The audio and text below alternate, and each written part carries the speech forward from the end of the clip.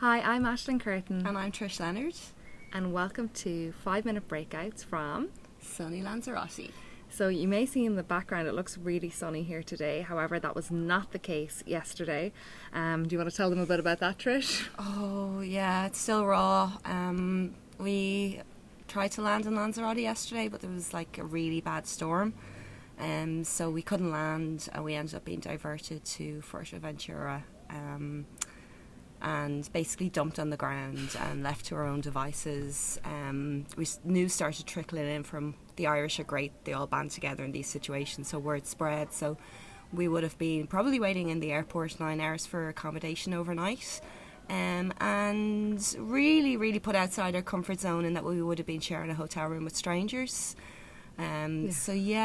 So sometimes it's worth going outside of your comfort zone when it's in a values guided direction, and sometimes it's just not. Sometimes you're just thrown into it.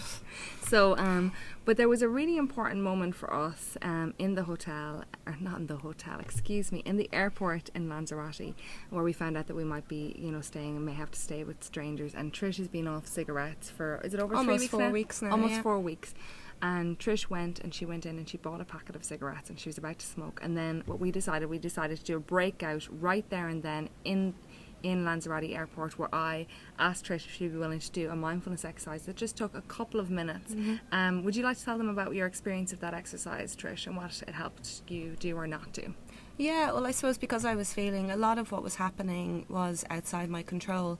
I reverted back to old familiar really comfort zone habits of I knew if I could just have a cigarette I would feel better, even just for 5 minutes. So I went, Aisling was on a call, I went to the shop, I bought a pack of cigarettes. I came back, showed them to her, and then we engaged in a mindfulness exercise. But I had the willingness as well to do that.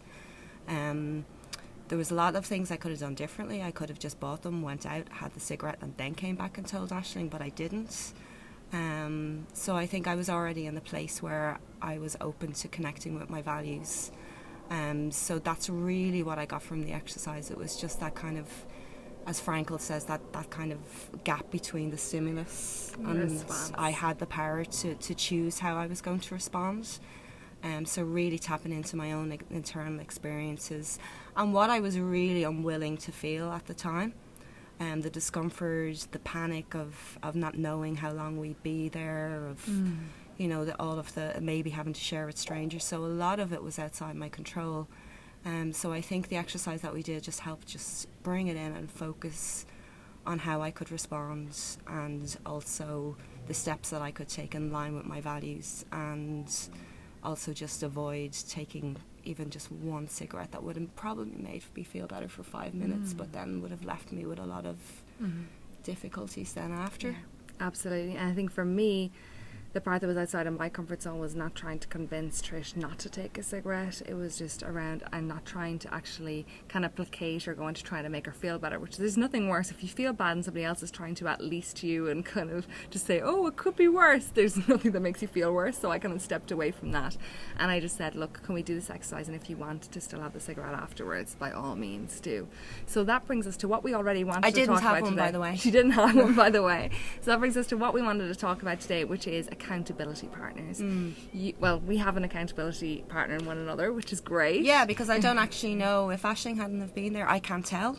Maybe it'll happen again and I'll be able to let you know, but if she wasn't there, would things have worked out the same way? Would I have been able to? But it really helped having Aisling there with me and knowing I was accountable to her.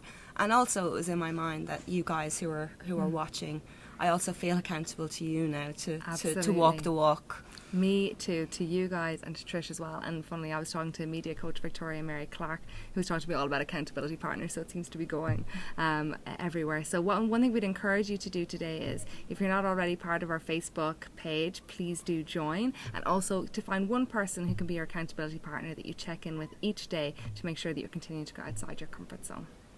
I think that's it for today. That's it for today. We're off to the beach. See you tomorrow. Bye. Bye.